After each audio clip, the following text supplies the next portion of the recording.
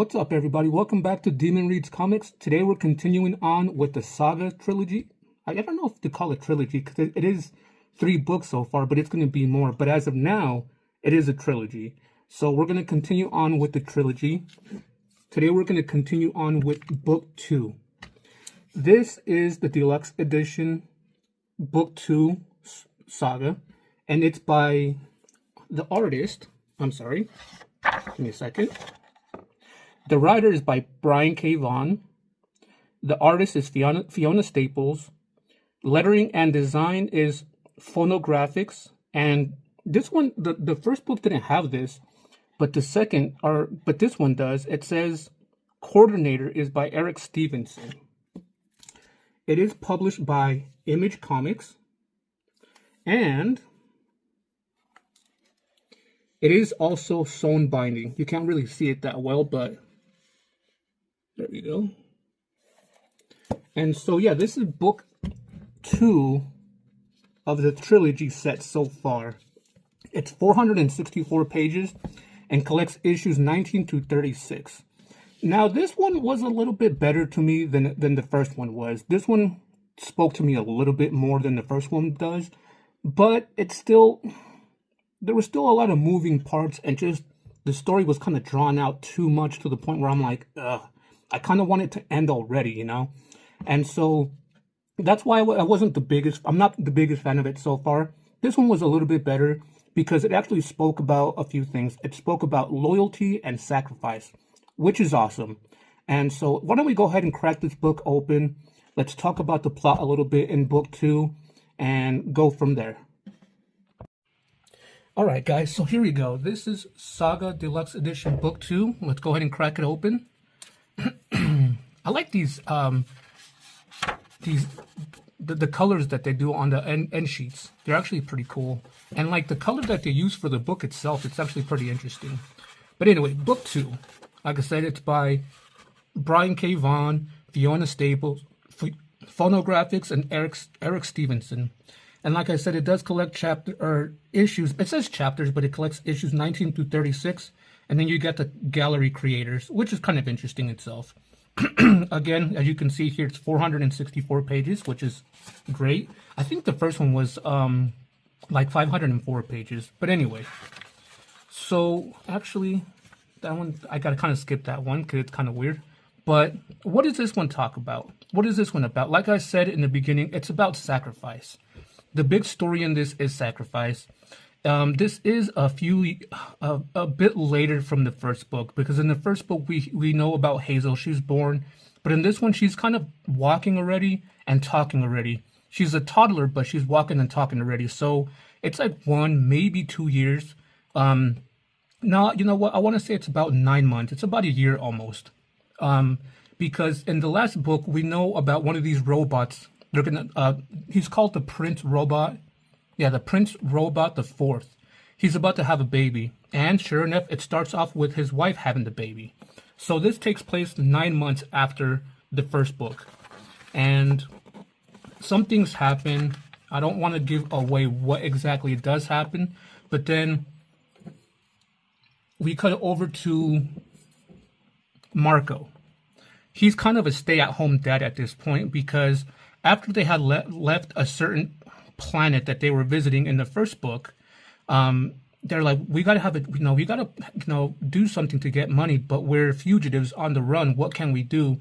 So they figure something out. They land on a different planet, and Alana starts working. She starts working, but she can cover her face up. She can cover her face up and wear a mask, so they don't know who she is. While that's going on, Marco's taking care of his daughter, where he meets a new girl here. She kind of does play a little bit of part in this, but not much in like the whole story in itself. But this is what I'm talking about, loyalty and sacrifice. They get pretty close. The one thing I will say again with this that I did not like whatsoever is they start using this blue Esperanto language, where I had to, like, before I even, when I was reading it, I had to stop and type this into my phone to see what they were saying. And so, yeah, so Marco meets this new girl. You don't know where that's going to go, if it's going to go somewhere.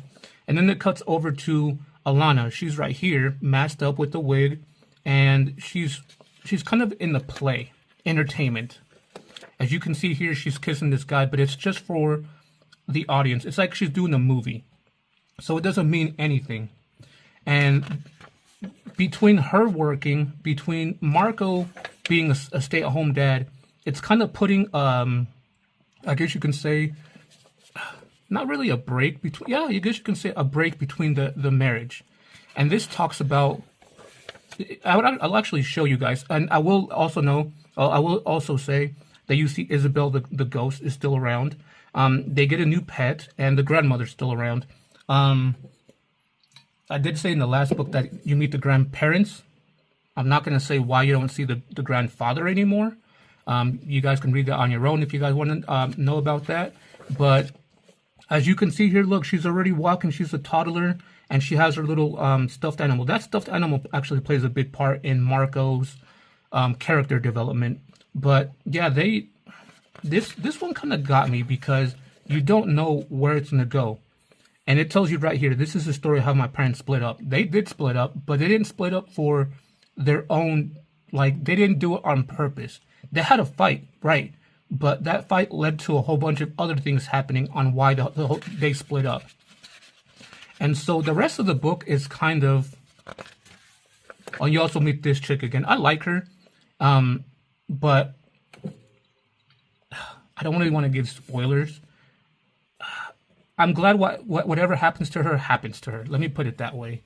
And yeah, I just want to make sure I'm not putting too much stuff out there because there is, gore, nudity. I don't know what's up with YouTube. You show a little bit of nudity and they want to demonetize your video, but you show a girl that's half, cut out. You can see her guts coming out, and it's okay. But yeah, this kind of shows that in itself. It shows them splitting up for one reason or another, and then them trying to get back together. That's pretty much the story of this in itself. You meet a whole bunch of new characters. You know about the old characters, like this guy right here. That at the end of the last book, they were at his house, and he actually tells you about his ex. This is his ex, actually. So you meet a whole bunch of new people and a whole bunch of old people. What I don't really like about this is that the new people that you do meet, they really don't serve a purpose in this. Like I said, Marco does meet this new female. She kind of wants to do something with him, and there's a reason for her, for character development for Marco, but there's really no reason for her to be in there. I don't want to give away what's going to happen next here, so I'm going to go with that. But overall, yeah, that's pretty much the story of this one in itself. Is Hazel's a little bit older now, and the story in itself is that they don't break up, but they split up. Elena and Marco split up for one reason or another, and they fly across the universe, the cosmos, and they're trying to be back with each other. Marco's trying to find them because ultimately they get kidnapped. Alana, Hazel, and the grandmother get kidnapped. And it's up to Marco to go and find them. That's pretty much the story in itself. Like I said, you meet new characters and old characters. This is where Marco and this chick are kind of getting close, but Marco starts to realize that's not what he wants. And which is cool. What I do like about this is you start finding out a little bit more about Marco and his past and why he is the way he is, which I found a little bit interesting. I don't want to give that part away. But yeah, don't get me wrong, the story is nice. I enjoyed the story, but it kind of drags on a little bit too much for some reason or another, and I'm not a big fan of that. Like they like this right here. There's no reason for this story right here, not this story, but there's no reason for this flashback at all, none whatsoever. And I don't want to give this part away because something happens. This one's a little bit weird. So let me skip that. But yeah, Isabel, she's actually awesome in this. But as you can see here, there's a lot of blue language, and I just hated that again. I really just did not like that. And so I kind of feel like it kind of it's a soap opera in itself. And what's kind of ridiculous about it is with the 3 books, as soon as I finish the third one, we're only halfway done with it. And that's the sad part, because we still have a lot to go. We don't know what's going to happen. Overall, with this one still, it is being narrated by Hazel. She's obviously a lot older, that's why she's narrating it. But there's a few things that I don't understand about that, because right here, how is it that she's narrating this story, yet she's not here, but she knows what these guys are saying, right? So that's what I don't get. Ultimately, like I said, you meet new characters, but those new characters are kind of pointless in itself. There's no reason for them to be met, to meet them, and I just didn't like that. Like, there's a reason for her, but not really. There's a reason we meet. Let me see if I can show another person. There's a reason for him, I guess, but there's gonna be another character. Hold on. There's really no reason for them to bring this guy back whatsoever. There's no reason for them to bring the brand and her dog in. No reason whatsoever. I don't know. Maybe there is, maybe there isn't. Maybe character development, but this is Sophie and Gwendolyn from the first book. The Will, something happens to him in the first book, and they're on an adventure trying to help him recover. And she is a little bit older. Sophie is a little bit older. Gwendolyn is helping her, and they still got the Lion Cat. The Lion Cat's with Sophie all the time, which is cool. I love the Lion Cat. But yeah, this is where you kind of meet the brand, and you find out who she is. I don't want to give too much about that away. But here's the Will. Like I said, something happens to him in the first book. I don't even want to give this away, but there's a reason why Marco's with Prince Robot. This is where you meet the new characters I was going to tell you about. Oh, actually, this story was kind of stupid to me. It made no sense, so I'm going to kind of skip through it. But let's see here. You meet these people right here for no reason. You meet this person for no reason. Character development, maybe. Let's see here. I'm trying to see if I can find. You meet these people. You find out who they are, what they're doing, but it's, again, there's no reason to introduce all these people, honestly. I mean, it's for the story, I guess. Like I said, it's more of a soap opera, but it's just horrible. Right there, something happens to Marco right here. Why he's like that. You find out in the beginning, kind of, that when Alana is actually in the whole entertainment thing and doing the play and acting, she starts needing drugs, and Marco gets his hands on it for a specific reason, and he kind of overdoses. It's kind of dumb. See, like I said, like, the story in itself, it's weird. But let me just I'm going to start grabbing thick pages and kind of just going through it. But that's pretty much the story. They split up, and Marco's kind of like on a big adventure to try to get his family back. And while that's happening, Alana, the grandmother, and Hazel are trying to survive. And there's a lot of twists that happen. They survive, and things happening at the end. And the story continues. At the end, you find out that it's been a while. Once they rescue each other, rescue Alana, that years have passed. And yeah, that's just kind of, I don't want to give anything else away with that, because then we start getting into spoiler territory. But that's pretty much the end, I want to say. Let's skip over to the gallery. The gallery is actually very awesome. I like this right here. Alana's stage name is Zippolis, and she, this is how she looks, and I like how they did that with the signature XO. Again, to be continued. And these are all the characters that we know so far. You got Gwendolyn, which is Marco's ex. You got the Will, which is an assassin bounty hunter. You got the Brand's dog right here. You got the Stock, which is his ex, I guess you can say. Let's see. You got the Lion Cat. You meet this Walrus, which is a pet. This guy's name is Gus. You got Hazel. You got Isabel. This is Sophie. You got Marco. This is Prince Robot, the fourth. That's his baby, and that's Alana. I like these little cover arts, actually. What's weird is, let me get to the end of this. These are actually really cool to look at, actually. I actually really enjoy them a lot. Especially this one. This one's awesome. Like, they're all watching the movie in itself. You know what's weird is they're watching the soap opera. I'm kind of looking at this graphic novel. Instead of it being a graphic novel, it's kind of like a soap opera in itself. It's a space opera. That's how I'm going to put it. I don't love her. Lying. I love the Lion Cat. Oh, one more. Well, anyway, what I wanted to say was the first book didn't have this. Even though it was new, this one had this kind of thing at the back of the page. It was like right here like this.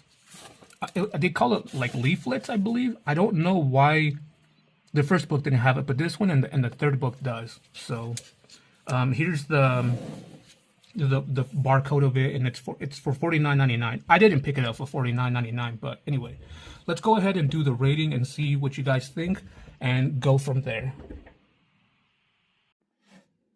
All right, guys. So I believe I gave book 1 a rating of 6.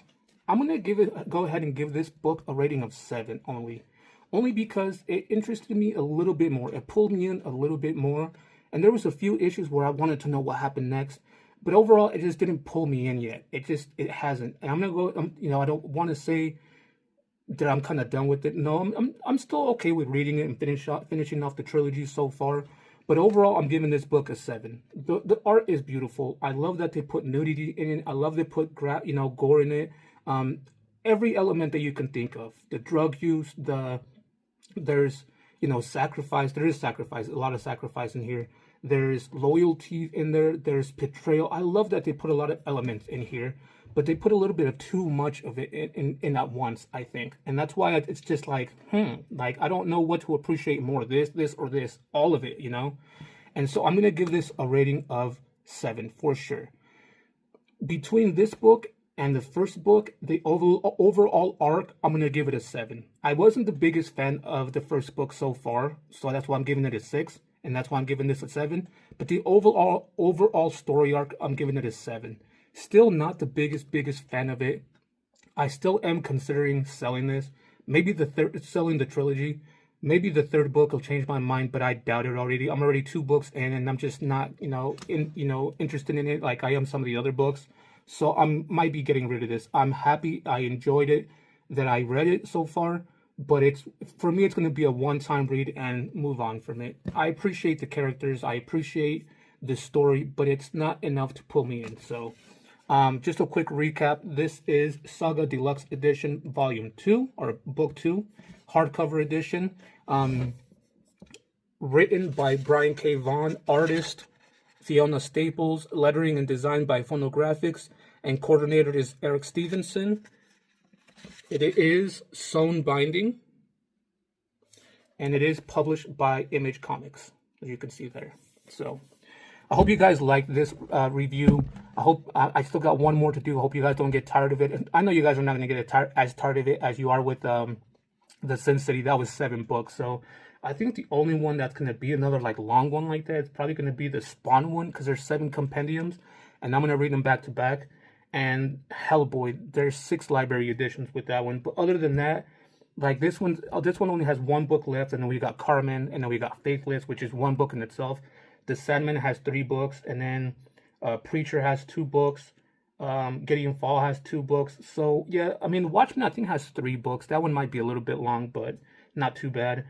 And so anyway, if you guys have any other recommendations, leave them in the comments down below. I'll more than welcome, look forward to them. If I have the book already, I'll let you guys know. If not, I'll look into it. If you guys like the video, leave a like. It really helps the channel out, not only for me, but for to put the videos out there for other people to see, so they can kind of make the decision on whether they want to pick up the book or not. So, and like I said, it helps me. And like I said in the beginning when I first started this, these videos are more for me to remember what I've read so far. Like, I'm not gonna go and be like, huh, did I read Saga? Should I pick that up? Well, I did because I have it here, right? So yeah, overall it's for me, but I want people to kind of get an understanding of these books on whether or not they want to read it or pick it up and, you know, give it a read themselves. So anyway, also, if you guys haven't done so already, go check out my previous videos. I know some people watch them, some people don't. Some get a lot of views, some don't. You know, it is what it is. And also, if you guys haven't done so, please subscribe. It really helps put my channel out there. All that being said, I appreciate everybody that's been watching it. So far, I really haven't gotten any, you know, feedback, any comments or likes, but I do appreciate the people that have been watching it. I do have views going on already so far. So that being said, guys, we'll see you on the next one.